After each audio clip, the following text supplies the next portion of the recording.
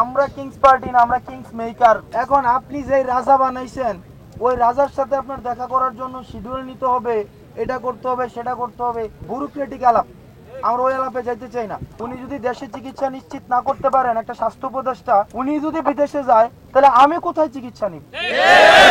চারজন উপদেষ্টা, ওনারা আপনার উপদেষ্টা বানাইছেন, তো উনাদের সাথে আমি মনে করি না যে একদম শিডিউল মেনটেন করে দেখা করা এটা। আপনি কিন্তু মানে আমাদেরকে অনেকে বলে কিংস পার্টি, আমরা কিংস পার্টি না, আমরা কিংস মেকার।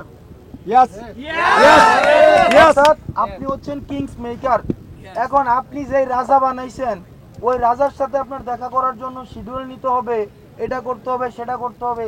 এগুলা ভাই, এগুলা এই আলাপ হচ্ছে ওই মানে ব্যুরোক্রেটিক আলাপ। আমরা ওই আলাপে যাইতে চাই না। কিন্তু বাস্তবতা যেটা, সেটা হচ্ছে যে উপদেষ্টাদের মধ্যে একজন, যিনি শারমিন মুর্শিদি আপা, উনি বিদেশে। আসিফ, উনি ঢাকার বাইরে আছেন। নাহিদ, উনিও হচ্ছেন, আমি যতটা জানি এখনো ঢাকায় এসে পৌঁছান নাই, ঢাকার বাইরে আছেন। আর আমাদের যিনি আজকে, যার সাথে আমাদের আজকে একটা অনাকাঙ্ক্ষিত ঘটনা ঘটেছে, এবং এই যে শহীদ, এই বেচারা অনেক কষ্ট পাইছে, এবং এই বেচারা আসলে এটা খুবই দুঃখজনক, ওর গলার মধ্যে এখনো পর্যন্ত আছে শহীদের। এখন বিষয়টা যেটা, ওই ওনার ক্যান্সার। আমি একবার ওনাকে নিয়ে এক মন্তব্য করে বসছিলাম খাগড়াছড়িতে, যে উনি বিদেশে চিকিৎসা নিতে যাচ্ছেন, উনি যদি দেশে চিকিৎসা নিশ্চিত না করতে পারেন, একটা স্বাস্থ্য উপদেষ্টা উনি যদি বিদেশে যায়, তাহলে আমি কোথায় চিকিৎসা নিব? তো পরে আসে আমি জি, তো আমাদের আসলে গুলিস্তানে চিকিৎসা নিতে হবে। শহীদের যেই গতি, আমারও আসলে সেই গতি। হচ্ছেন ডক্টর সাইদুর রহমান খসরু, উনি পিজি হসপিটালের উনি ভিসি ছিলেন, অর্থাৎ উনি এই ডাক্তার, উনি অভিজ্ঞতা সম্পন্ন মানুষ। অর্থাৎ এতদিন পর্যন্ত যে অভিযোগগুলো ছিল, এগুলা যেন দ্রুত অ্যাড্রেস করা যায়, এই জন্য ওনাকে নিয়োগ দেওয়া হয়েছে। এখন দুইটা বিষয়, এক সেটা হচ্ছে আপনারা যদি চান, ওই তিনজন তো ভাই এখন আসার সুযোগ নাই, একজন বিদেশে, একজন ঢাকার বাইরে, আরেকজন ঢাকায় আসতেছে। ভাই আপনি বলার থাকলে বললেন ভাই। এখন উনারা ঢাকার বাইরে, তাহলে দেশে আসে এখন নতুন উপদেষ্টা যিনি হয়েছেন স্বাস্থ্যের জন্য, ডক্টর সাইদুর রহমান, আপনারা চাইলে উনি আসবেন, উনি আসা উচিত, উনি আসবেন।